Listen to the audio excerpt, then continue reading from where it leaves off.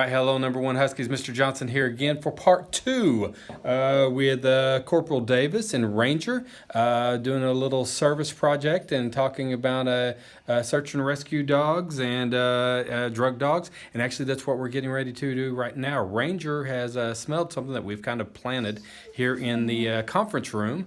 And Ranger is super, super excited because he is getting ready to go to work. So tell us exactly first, Corporal Davis, what we're going to be looking for. So what I've done is Ranger's trained off. He's trained in down. He's trained to find the 4 odors of narcotics. He's trained to find heroin, methamphetamines, cocaine, and marijuana. So what I've done is I've hidden all 4 of those odors out here in the room. Of course, you and I know where they are. He does not. He did not get to see that. But he's been really amped up and smelling them. And that's why he's been really vocal, because he's been like, Dad, I'm in this room and I've got to find them. I know where they're at. So what we're going to do right now is basically you'll get to see me send Ranger how to search a room. And that's what he's looking for. Sit. So you want your reward. And when he finds the drugs, or the narcotics, he gets paid with his reward. This is the only time he gets this call, and it's like a huge game to him. So, sit. Sit down.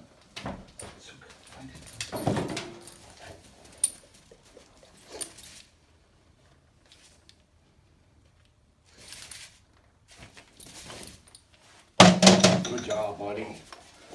So that was his alert. When I said there's a passive alert earlier, it's like he ran into a brick wall almost. He's waiting for that reward to be found, and he's like, oh, it's right there. He jumps back.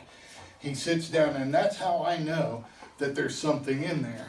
And we placed a large amount of different odors in here. So we set him up for success to win, but he's found all these odors and he knows they're in there.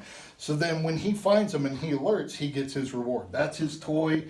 It's very special to him. And this is the only time he gets it. Whenever he does whatever task he is supposed to do. So what I'm going to do right now is put these away so that way he kind of calms down and the odor's not lingering around and he's making abrupt noises for us while we try to talk. Okay. So, You had mentioned earlier about just letting him be a dog for part of the day. Yeah. So when he is home and just being a dog, I mean, these are not the toys or anything that you play with, or no, he has a chew bone that I let him chew on because he's like any other dog. They have to have their chew toys, and so we let him have that.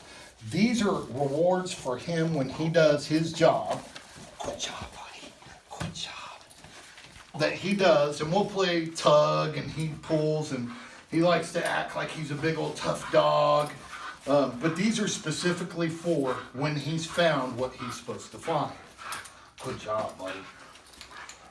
Out. Sit. Out. Now you talked about finding what he's supposed to find. What is the longest tracking or trailing that you've ever done with Ranger? So, sit. The longest we've done was a training down. The longest we've ever done has been a mile-long search.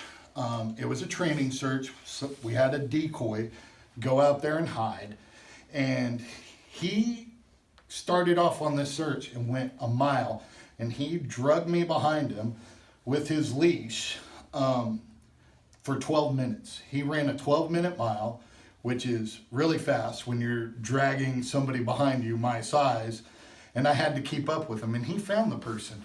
To him it was some huge game, and he's like, it's like hide and seek for a dog is what it is. And he's like, I got to find the person I'm looking for. Okay, so a 12-mile hide and seek. Yeah. Okay, wonderful. All right. Well, what I'm going to do is I'm going to cut off here, and when we come back, you got all kinds of different gadgets and things out here, and he looks like he's got a uniform. We're going to come back and we're going to talk about the uniform and the different items that you have that working with Ranger. Yes.